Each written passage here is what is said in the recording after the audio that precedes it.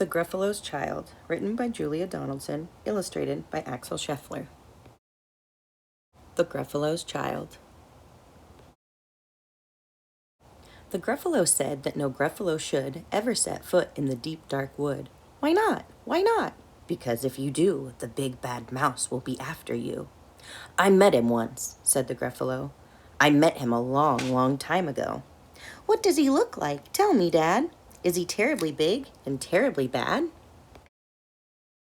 I can't quite remember, the Gruffalo said. Then he thought for a minute and scratched his head.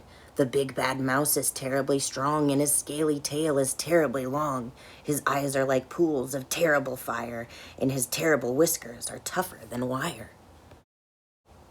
One snowy night, while the Gruffalo snored, the Gruffalo's child was feeling bored.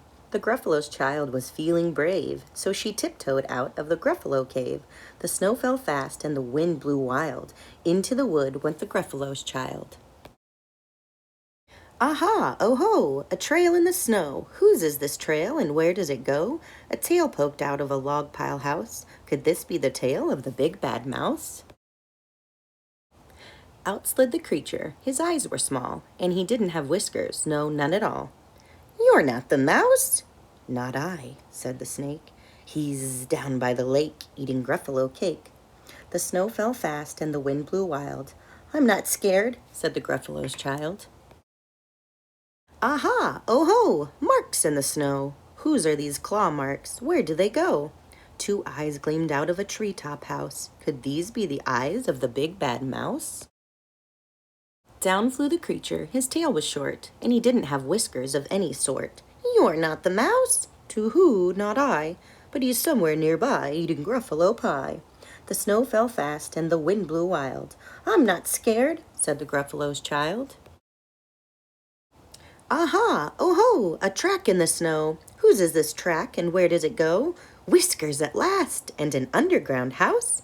Could this be the home of the big bad mouse? Out slunk the creature. His eyes weren't fiery, his tail wasn't scaly, his whiskers weren't wiry. You're not the mouse. Oh no, not me. He's under a tree, drinking Gruffalo tea. It's all a trick, said the Gruffalo's child as she sat on a stump where the snow lay piled. I don't believe in the big bad mouse. But here comes a little one out of his house. Not big, not bad, but a mouse at least. You'll taste good as a midnight feast. Wait, said the mouse. Before you eat, there's a friend of mine that you ought to meet.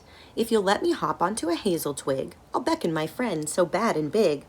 The Gruffalo's child unclenched her fist. The big bad mouse, so he does exist. The mouse hopped into the hazel tree. He beckoned and said, just wait and see.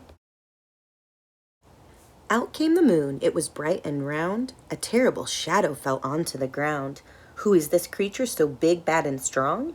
His tail and his whiskers are terribly long. His ears are enormous, and over his shoulder he carries a nut as big as a boulder. The big bad mouse, yelled the Gruffalo's child. The mouse jumped down from the twig and smiled. Aha, oh ho, prints in the snow. Whose are these footprints? Where do they go? The footprints led to the Gruffalo cave, where the Gruffalo's child was a bit less brave. The Gruffalo's child was a bit less bored. And the Gruffalos snored and snored and snored.